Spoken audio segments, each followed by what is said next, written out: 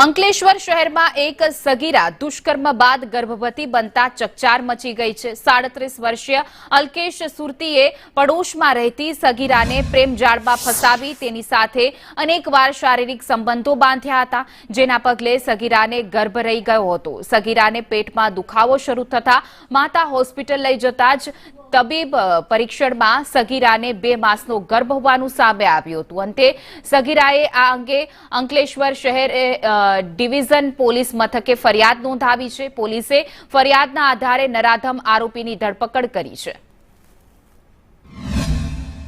બીએનએસની કલમ 64(2)M તથા પોક્સોની કલમ 462 મુજબનો એક ગુનો દાખલ કરવામાં આવ્યો છે। જે મુજબ પોક્સોમાં એક આરોપી અલ્કેશ સુરતીને અટક કરીને ગુનો દાખલ કરી અને એની આગળની કાયદેસરની કાર્યવાહી કરવામાં આવી છે। જેમાં ભોગ બનનારને પેટમાં દુખાવો થતા ડોક્ટરી તપાસ દરમિયાન જણાઈ આવેલ કે 2 માસનો ગર્ભ છે।